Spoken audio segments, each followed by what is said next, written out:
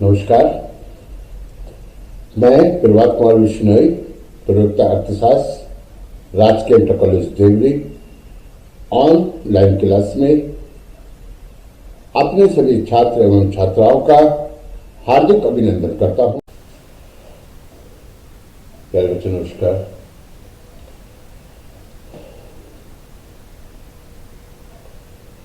चलिए,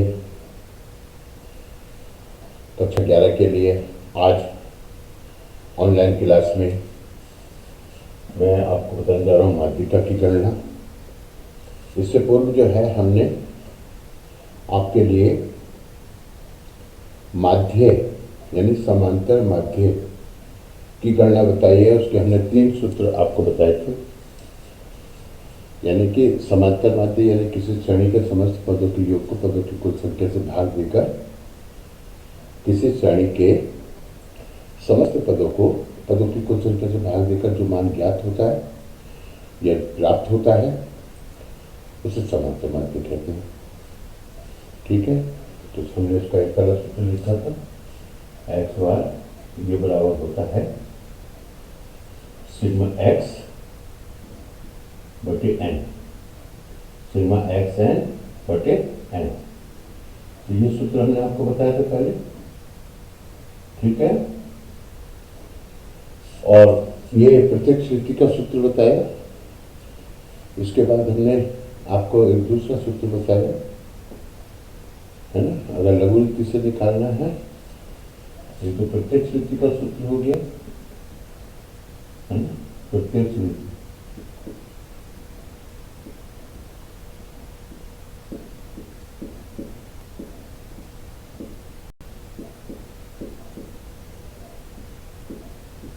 ये सूत्र याद कर रखे होंगे आपने, ये मैं आपको क्लास में बता चुका हूं, है ना। जैसे किसी श्रेणी में 2, 4, 6, 8, 10, 12, 14 ये पद हैं। तो ये पद रेखा के रूप में लिखे गए हैं। इनको हम ऐसे खड़े होकर लिखेंगे तो स्तंभ हो जाएगा। जैसे 2, 4, 6, 8, 10, 12, 14 ये स्तंभ हो गया। अब करना क्या है, इसको हम x से संबोधित करते हैं। ठीक है, और यहाँ पे आप क्रम संख्या भी लिख सकते हैं। क्रम संख्या अगर आप चाहे तो लिख सकते हैं। ये पहला पद है, ये दूसरा है, ये तीसरा है, ये चौथा है, ये पांचवा, ये छठा और ये सातवां। तो n बराबर यहाँ पे कितना है, 7। n बराबर है 7। अब इन पदों को जोड़ लेंगे, इनका योग करेंगे, सिग्मा एक्स कर लेंगे। n पदों तक जोड़ना तो सिग्मा एक्स एन हो गया। ये बराबर कितना होगा, जोड़ लीजिए। ठीक है, 2, 4, 6, 12, 8, 20, 10, 30, 42, 4, 46, 2, 56 हो गया। इनका योग आ गया 56। इस तरीके से हमने ये इसका योग कर लिया, यानी किसी श्रेणी के समस्त पदों को जोड़ लीजिए और पदों की कुल संख्या से भाग कर दीजिए। तो हमने इस श्रेणी के समस्त पदों को जोड़ लिया, इसका योग आया 56। और इसको चूंकि n बराबर 7 है तो सूत्र में मान रखेंगे, ये सूत्र है। इस सूत्र में x बार ये है समांतर माध्य, समांतर माध्य। और मैं आपको बता दूं समांतर माध्य 2 प्रकार का होता है। ठीक है, एक तो गणितीय माध्य हो गया, ठीक है, और दूसरा हो गया भारित समांतर माध्य। तो याद रखें इसको। n ये पदों की संख्या, पदों की कुल संख्या, कुल संख्या। ये सब मैं बता चुका हूं बेटा क्लास में ना।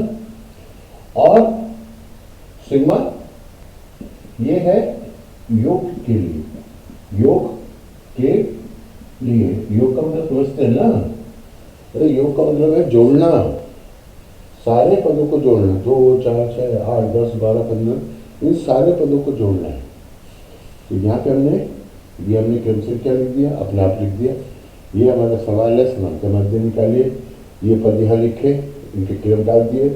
ये 7 पद है, यहाँ n बराबर 7। इन पदों का योग 56 जोड़ लिया और 56 को 7 से भाग कर देंगे। सूत्र ये है हमारा, एक्स बार बराबर सिग्मा एक्स, है ना, एन बटे एन। तो ये इसका योग कितना है, सिग्मा, सिग्मा चूंकि सारे पदों का योग है, तो ये हुआ 56, तो यहाँ पे 56 लिखेंगे, और ये है एन और 7, यहाँ 7 लिखेंगे, और एक्स बराबर क्या होगा, इसको 7 × 7 और 7 × 8 = 56, तो एक्स वर्ग का मान यानी समांतर माध्य का मान 8 आएगा। ठीक है, ये आपका उत्तर होगा। तो ये हमने आपको क्लास में बताया, ठीक है, ये क्लास में बता दिया। फिर अगर बारंबारता भी दे रखी है तो यहाँ पे आपको बारंबारता लिखनी पड़ेगी। अब बात जैसे ये, मैं इसको मिटा देता हूँ पहले, तो मैं आपको और अच्छे करके बता पाऊंगा। ये आप देख लीजिए, 2 बार 3 बार 4 बार एग्जाम में क्वेश्चन आ सकता है, 1 2 नंबर का 2 नंबर का निश्चित आ सकता है। इसको याद कर लीजिए और कई बार देखिए। तो पहला सूत्र मैंने व्याख्या कर दिया, अब मैं दूसरे सूत्र समांतर माध्य का लिखने जा रहा हूं। लघुगणित का है, तो वो लघुगणित है एक्स बार बराबर एक्स धन डी सिग्मा डी एन बटे क्या बोलेंगे एन। तो ये सूत्र हो गया आपका, ठीक है। एन पदों तक जो है आपको क्या करना है, श्रेणी की किसी, यानी जो श्रेणी हमने लिखी थी 2 4 6, उनमें से किसी को एक को कल्पित माध्य मान लेना, उससे विचलन ज्ञात कर लेना। हमने लिखा था 2 4 6 8 10 12 14, ये हमारी एक्स श्रेणी है, ठीक है। इस एक्स श्रेणी में क्या करना, हमने एक को कल्पित माध्य मान लेना, 6 मान लिया। अब 6 से 6 को घटाएंगे तो 0 आएगा, ये आएगा डी एक्स, समझ गए। डी एक्स विचलन, डी एक्स विचलन होके 0, 6 से 6 गए 0। 4 कितना छोटा है 2, तो यहाँ पे 2 लिखेंगे, माइनस का चिन्ह। 2 कितना है 4 छोटा है, तो 4 लिखेंगे, माइनस का चिन्ह। जो बड़े हैं उनके लिए प्लस का चिन्ह, ये सब प्लस के, यानी कि 8 में से 6 घटाओगे 2 आएगा, 10 में से 6 घटाओगे 4 आएगा, 12 में से 6 घटाओगे 6 आएगा, 14 में से 6 घटाओगे 8 आएगा। अब हमने क्या करना है, इन विचलनों का योग करना है, सिग्मा डी एक्स का योग। जब इसको आप जोड़ोगे तो प्लस के इधर जोड़ लेंगे, माइनस को उधर जोड़ लेंगे, माइनस के 6 है, प्लस के कितने 8 4 12, 12 8 20, ठीक है। प्लस के हैं 20, 6 घटा तो बचेगा 14, ठीक है। और अब ये देखिए ना 14 आ गया, तो एन कितना है 1 2 3 4 5 6 7, ठीक है। अब सूत्र क्या होगा, तो सेकंड सूत्र में यहां लिख रहा हूं, सूत्र होगा एक्स बराबर एक्स धन सिग्मा डी एक्स बटे एन, सेकंड सूत्र हो गया। इसमें मान रख देंगे, एक्स ये है हमारा कल्पित माध्य ना रखेंगे। कल्पित माध्य मानने में बच्चों को परेशानी आती है, सोचते हैं कल्पित माध्य क्या है। भाई इन श्रेणी में से किसी एक को चुन लीजिए, किसी को भी चुन लीजिए, ठीक है। आप 2 को भी चुन सकते हैं, 14 को भी चुन सकते हैं, मैंने 6 को चुना, क्यों चुना, मैं 8 को भी चुन सकता था। हमें श्रेणी के मध्य का कोई पद कल्पित माध्य चुनना चाहिए, क्योंकि समांतर माध्य श्रेणी के मध्यस्थ का पद होता है, ठीक है। मतलब कहिए कि जो छोटे बड़े पदों के एवरेज होता है, तो इसलिए हम कह रहे हैं कि अगर आप छोटे पद को समांतर माध्य मानोगे तो विचलन आपके कम से कम आएंगे, ठीक है। इसलिए श्रेणी के मध्य का कोई पद कल्पित माध्य, कल्पित माध्य में लिख देता हूं, कल्पित माध्य आपको मानना चाहिए। अब माध्य की जब हम बात कर रहे हैं तो सीधी बात है, जब कोई माध्य के सिंपली वे में हम माध्य की बात करते हैं, मीन मतलब माध्य, arithmetic mean, arithmetic average, average भी बोलते हैं, औसत भी बोलते हैं, औसत माध्य, समांतर माध्य, तो समांतर माध्य इसका निकला है। चलिए कल्पित माध्य, कल्पित माध्य इनमें से चुनना है आपको, सही है, इजी है, कोई भी चुन लीजिए, कोई परेशानी नहीं है। आपने जैसे हमने इसको चुना 6 को, तो यहाँ पे हमने f की जगह क्या लिखना है, 6 लिखना है, डन। सिग्मा डी एक्स कितना है भाई, प्लस के 20 थे माइनस के 6, तो घटा देंगे तो 14 आएगा, तो प्लस के 14 आ गया ना, ठीक है। अब क्या करेंगे, 7 से भाग कर देंगे, ठीक है। जब आप इसको 7 से भाग करोगे, 7 से भाग करोगे 14 को, तो कितना आएगा, 7 के 7, 7 दूनी 14। अब ये 6 है और प्लस 2, तो कितना हो जाएगा, 6 और 2 8 हो गया। तो यानी x बराबर, x बार बराबर ये कितना हो जाएगा, 8। पहले 56 योग आया था हमारा, 7 से हमने भाग किया था, 7 के 7, 7 8 56, अर्थात x बराबर 8 आया था। ये प्रत्यक्ष रीति में भी आया था और ये अप्रत्यक्ष रीति में भी आ रहा है। बस अप्रत्यक्ष रीति में आपको कल्पित माध्य मानना है और श्रेणी के समस्त पदों के योग से, सॉरी श्रेणी के समस्त जो अवलोकन है, पद हैं, उनसे कल्पित माध्य का अंतर देखना है, यानी छोटे हैं तो माइनस का, बड़ा है तो प्लस का। प्लस के एक साइड जोड़ लीजिए, माइनस के एक साइड जोड़ लीजिए, और प्लस के जो योग होगा उससे माइनस का योग घटा देंगे। अगर माइनस का योग बड़ा है, 66 होता तो 20 घट जाता, तो यहाँ 46 होता, समझ गए, माइनस 46 होता। और जब माइनस 46 होता तो जो भी हमारा समांतर माध्य उससे घटा देते, जैसे यहाँ पे 46 होता है ना, और 7 से हम भाग करते ये माइनस का, और इधर ये 16 होता, ठीक है। तो 16 प्लस, अब 7 से माने इसको लिख देता हूँ, 7 6 42, ठीक है। अब यहाँ से 7 का 7, 7 6 42, तो ये माइनस के 6 आया, तो माइनस और प्लस ये माइनस हो गए 6, और 16 से 6 गए तो आंसर 10 आता है, समझ गए। ये है तब जब आपका डी एक्स का मान काय में होगा, माइनस में होगा, तब आप इस तरीके से कैलकुलेशन करेंगे। लेकिन हमारा जो डी एक्स का मान है वो प्लस में है, सिग्मा डी एक्स, यहाँ हमने प्लस लिखा नहीं है, लेकिन किसी भी अंक के सामने अगर प्लस का चिन्ह नहीं भी लगाए तो भी उसका मान वही रहेगा, प्लस, ठीक है। ये चीज आपको याद करनी है। तो अप्रत्यक्ष रीति में, लघु रीति में हमें कल्पित माध्य मानना है, और कल्पित माध्य से पदों के समस्त विचलन ज्ञात करने, और यदि उनकी आवृत्तियां हैं तो यहाँ पे हम आवृत्तियां भी लिख देंगे, यानी बारंबारता, आवृत्ति, ठीक है। आवृत्ति है एफ यानी कि कितने वो है, मान लो ये है तो यहाँ पे योग करने की जरूरत नहीं है, अपने विचलन ले लिया है। अब आवृत्ति 4, ये 2 है, ये 5 है, ये 6 है, ये 3 है, ये 4 है, ये 7 है और ये 5 है। तो अगले कॉलम में हमने क्या करना है, यानी आवृत्ति गुणा डी एक्स करना है। क्या देखिए, इसको देख लीजिए आगे। अब डी एक्स को जब हम गुणा करेंगे, माइनस का है 4, 4 को 2 से गुणा करेंगे, 4 दूनी 8, 8 में क्या होगा, माइनस का 8 लिखेंगे, यानी 2 4 8, और चूंकि इसके सामने चिन्ह है माइनस का, तो यहाँ पर माइनस लिखेंगे। ये क्या है, 5 दूनी 10, चिन्ह का है माइनस का, 6 शून्य शून्य आ जाएगा, 2 किया 6 आ जाएगा, 4 चौक 16 आ जाएगा, 7 6 42 आ जाएगा, और 8 पंजे 40 आ जाएगा।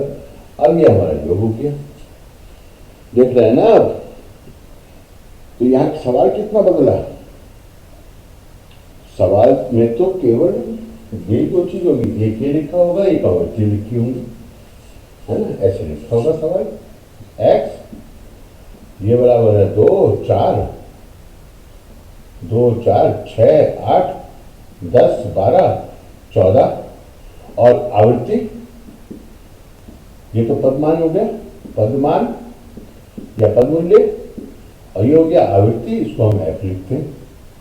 ठीक है, अब इसका ये जो आवृत्ति हमने लिखी है 2, 5, फिर कितना है 6 है, फिर कितना है 3, फिर 4 और फिर 7 और फिर 5। तो ये सवाल है आपका, आपसे कहा जाएगा यानी कि समांतर माध्य की गणना कीजिए। लघु रीति द्वारा कहेगा तो इस तरीके से करेंगे, और प्रत्यक्ष रीति द्वारा कैसे करेंगे, सीधे इसकी गुणा करके योग कर लेंगे, x इंटू एफ। ये पदमान है, पदमान गुणा आवृत्ति। ठीक है, ये सब समझा चुका हूं क्लास में, लेकिन यहाँ मुझे माध्यिका पढ़ानी है, सब समझाते हैं। 2 दूनी 4, 5 चौक 20, 6 छंग 36, 8 दिया 24, 10 चौक 40, 12 सत्ते कितना हुआ, 12 पंजे 60, 12 12 पंजे 60, 12 12 84 और 14 पंजे 70। ठीक है, इनको जोड़ लेंगे तो आ जाएगा sigma F D x, sigma F x. जब इसको जोड़ लेंगे तो 4 6 10 14, 4 18 की 8, हंस लगा 1, 5 और 2 7, 4 11, 11 और 7 18, 8 26, 268। और ये आवर्तिक का योग कर लेंगे, सिग्मा एफ 5 2 7 6 13, 13 7 20, 20 और 12 32। ठीक है, अब सूत्र क्या है, x बराबर सिग्मा एफ एक्स बटे सिग्मा एफ, इसमें 268 बटे 32। इससे इसको भाग कर लेंगे, जो मान आएगा वो समांतर माध्य होगा। ठीक है, पढ़ सकते हैं, इसलिए मैंने क्लास में बताया, आपकी समझ में आ गया होगा। अब यहाँ पर ये जो सवाल लिखा हुआ था, इसको लिखने का ढंग और भी हो सकता है, या आपने देखे गया है। ठीक है, इसकी गुणा भाग कर लीजिएगा। इसके लिखने का ढंग क्या हो सकता है एग्जाम में, एग्जाम में ये एक तो इस तरीके से लिखा होगा जैसे मैंने यहाँ लिख दिया है। ठीक है, और उसके ऊपर लिखा होगा समांतर माध्य की गणना कीजिए। एक क्वेश्चन हो गया, यहाँ पे 10 हो सकता है, 5 10 15 20 25 30 35 40, और यहाँ पे कुछ और लिखा हो सकता है, प्राप्तांक वगैरह। यहाँ वेक्टर की संख्या दे रखी होगी 1 2 3 4, यहाँ भार दे रखा होगा उनका, है ना, जैसे कहिए कि लंबाई और वेक्टर की संख्या, भार वेक्टर की संख्या, लोगों की संख्या, मजदूरी मजदूरों की संख्या, इस तरीके से आएगा, या इसको ऐसे लिखा जा सकता है।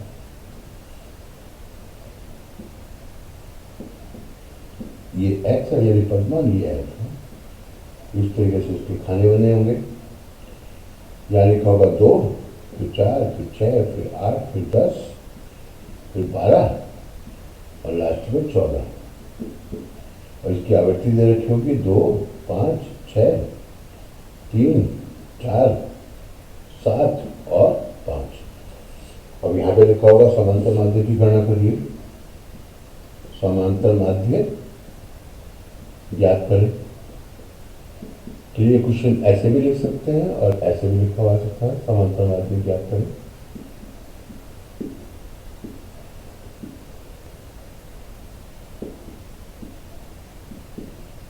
तो ये क्वेश्चन कैसे भी लिखा, ऐसे लिखा है या ऐसे लिखा है, क्या फर्क पड़ता है उससे? आपको तो वैसे ही करना है, इसके आगे क्या करना है, इसके एक्स की गुणा एफ करके आगे लिखना है, कॉलम बनाना है, एफ एक्स का योग कर लेना है और सिग्मा एफ का योग कर लेना है और भाग करके ज्ञात कर लेना। ठीक है, फिर उसके बाद हमने तीसरा प्रकार बताया था आपको, जब यहाँ पे दे रखा हो 0 से 2, 2 से 4, 4 से 6, 6 से 8, 8 से 10, 10 से 12, 12 से 14। अब ये क्या हो गया, ये सतत श्रेणी बन गई, पहले व्यक्तिगत श्रेणी थी, ये व्यक्तिगत श्रेणी नहीं सतत श्रेणी हो गई, अर्थात कंटिन्यूटी है इससे। ठीक है, तो इसको जरा थोड़ा सा समझना है। इसमें हमें मध्य मूल्य ज्ञात करना पड़ेगा। ठीक है, तब हम मध्य मूल्य और आवृत्ति की गुणा करके आगे लिखेंगे। तो जहां आवृत्ति लिखा है वहां पे मध्य मूल्य लिखेंगे। ठीक है, मैं आवृत्ति को हटा दे रहा हूँ, मैं लिख दे रहा हूँ और इसके बीच में मध्य मूल्य आ जाएगा। मध्य मूल्य, इसको हम कहते हैं एमवी, एमपी भी बोल देते हैं, एमवी भी बोल देते हैं।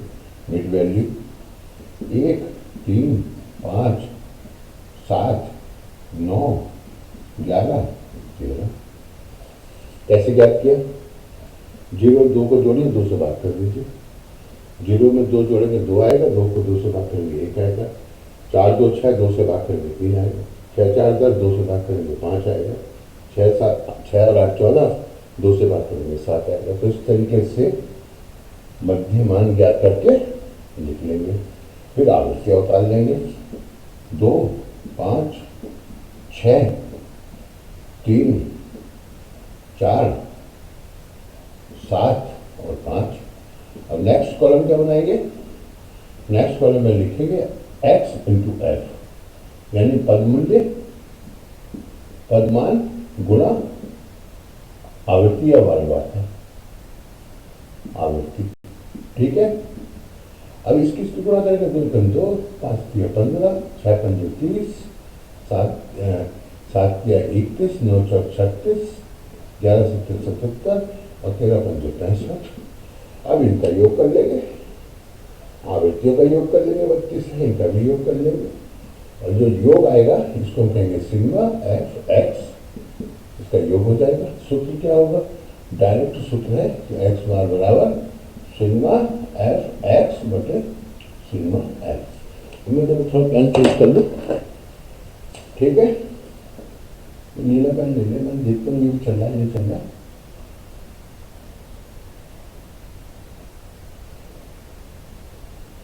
फिर से लिख दो, यहाँ लिख देता हूँ एक्स बराबर सिग्मा एफ एक्स बटे सिग्मा एफ। ये सूत्र आप कर लीजिए, सेकंड सूत्र है।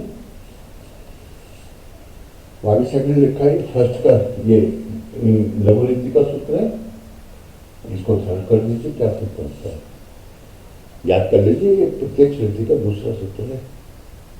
ठीक है, और अप्रत्यक्ष रीति में तो फिर आपको ये आ गया। अब इसमें कल्पित माध्य मानना पड़ेगा। जैसे ये 7 समझ रहे ना, तो थोड़ा सा दिमाग लगाइए और इस प्रकार के जो सवाल क्लास में मैंने समझाए हैं उनको ठीक के साथ कर लीजिए, देख लीजिए। लिखा है माध्यिका की गणना, समझाया क्या है? समांतर माध्य, क्योंकि समांतर माध्य पहले भी समझा चुका हूँ। अब मुझको आपको समझा। अब यह माध्यिका की गणना हमने कर ली है। माध्यिका किसी श्रेणी के मध्य का भाग होती है। समांतर माध्य क्या होता है? किसी श्रेणी के समस्त पदों के योग को पदों की कुल संख्या से भाग देकर समांतर माध्य आ जाता है। समांतर माध्य चरण पदों से ही प्रभावित होता है। माध्यिका क्या है? माध्यिका किसी श्रेणी के मध्य का अंक है या मान है। ठीक है, माध्यिका किसी श्रेणी के मध्य का पदमूल्य है या मान है। जैसे 2, 4, 6, 8, 10, 12, 14 ये अंक लिखे हुए हैं, रेखा के रूप में लिखे हैं।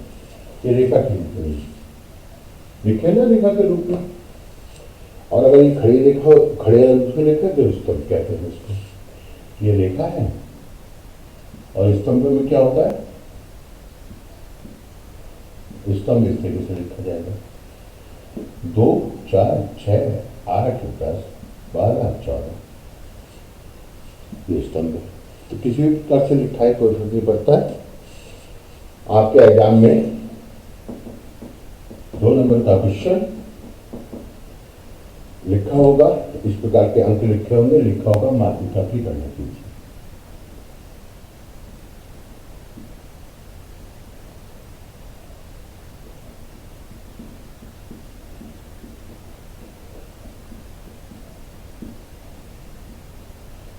है ना, अंक दे रखे।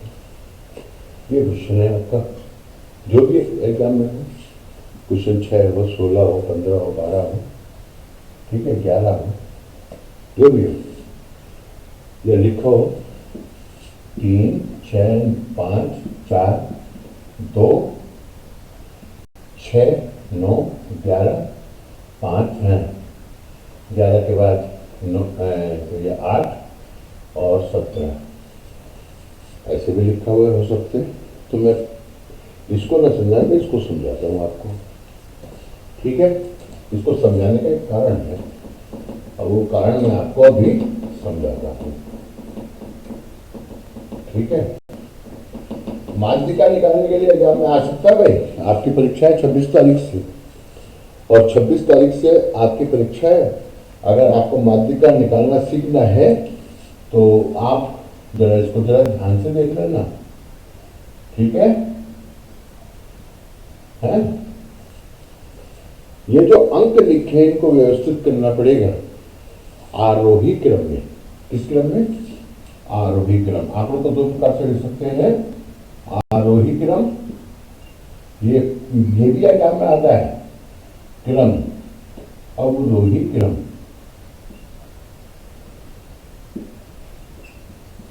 है ना, क्रम। तो ये दो क्रम होते हैं। आरोही क्रम में जैसे एक सबसे पहले आता तो एक को लिखेंगे, फिर 2 आता तो 2 को लिखेंगे, फिर 3 आता, 3 को लिखेंगे, 4 आता, 4 को लिखेंगे, 5 आता तो 5 को। तो ये आंकड़ों का आरोही क्रम है। और अवरोही क्रम उल्टा लिखते, 10, 5, 4, 3, 2, 1। तो माध्यिका क्या करने के लिए आपको आंकड़ों को आरोही क्रम में व्यवस्थित करना पड़ेगा, ठीक है। अब ये जो अंक है हमारे, इनको हम आरोही क्रम में लिखें तो सबसे छोटा अंक है 2, फिर है 3, फिर है 4, फिर है 5, फिर है 6 फिर भी है, उसके बाद 8 है, उसके बाद 9 है, उसके बाद 11 है, उसके बाद 17 है। तो इस तरीके से आरोही क्रम में लिखते हैं 1, 2, 3, 4, 5, 6, 7, 8, 9, 10। ठीक है, यहाँ कितने 1, 2, 3, 4, 5, 6, 7, 8, 9, 10। चलिए एक और राशि लिख लेते हैं, हमने लिख दिया 10। अब 10 किसके बाद आएगा? 9 के। तो आप लोग के क्रम में ये 9 के बाद 10 लिखेंगे, ठीक है। ये 9 हो गया, ये 10 हो गया। समझ में आ रहा है? चलिए अब क्या करना है, कितने पद है? 10। यानी कि 1, 2, 3, 4, 5, 6, 7, 8, 9, 10, 11, 11 पद है ना। तो यहाँ पे लिखेंगे माध्यिका की गणना।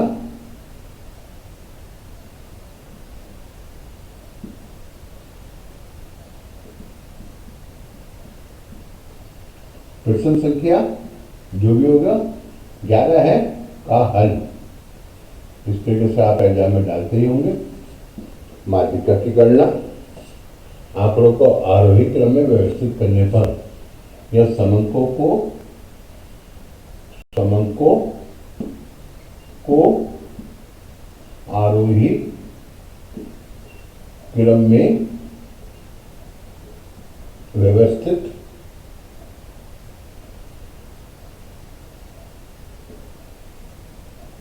करने पर, अब हमने व्यवस्थित किया तो ये लिखे हैं ना आरोही क्रम में। आप क्या करेंगे, ये n कितना है? 11, n बराबर 11, n बराबर कितना है? 11, n बराबर कितना है? 11। तो माध्यिका का क्या सूत्र है? यानी n ये बराबर होगा n+1/2 वे पद का मान। समझ गए? ये सूत्र लिखना पड़ेगा आपको। n कितना है? 11, तो n की जगह 11 लिख देंगे। 11 धन 1/2 ये हो जाएगा 12/2, 2 एकम 2, 2 छिक 12, अर्थात छठवें पद का मान। अब छठवां पद क्या है? आगे के में छठवां पद गिन लीजिए, 1 2 3 4 5 6, तो 6 आ रहा है। अगर 6 की जगह 7 होता तो छठवें नंबर पर क्या होता? 7। ये 7 क्यों किया मैंने? क्योंकि आप कंफ्यूजन कर जाएंगे, है ना। 6 बोले छठा पद 6 है, 6 ही होगा, ऐसा नहीं है। अभी भी यार कितना है? 11। छठा पद कौन सा आया? 1 2 3 4 5 6। तो ये जो 7 है हमारा, ये छठा पद है, अर्थात ये छोटा एम है, यहाँ पे बड़ा लिखेंगे। एम बराबर कितना है? 7। आंसर समझ गए? तो ये जब रेखा के रूप में आंक रहे हो या स्तंभ के रूप में, तो इस प्रकार से ज्ञात करते हैं। ठीक है, आज का ये वीडियो काफी लंबा होता जा रहा है और आपके लिए मैंने बना दिया है ना। अब आगे हम आपको यानी कि असतत श्रेणी और सतत श्रेणी में, ये व्यक्तिगत श्रेणी है ना, इसको व्यक्तिगत श्रेणी कहते हैं। असतत श्रेणी और सतत श्रेणी में माध्यिका की गणना अगले वीडियो में समझाएंगे। आप इस वीडियो को ध्यान से देखना और अनेक बार देखना, ठीक है। आज के लिए इतना ही। नमस्कार।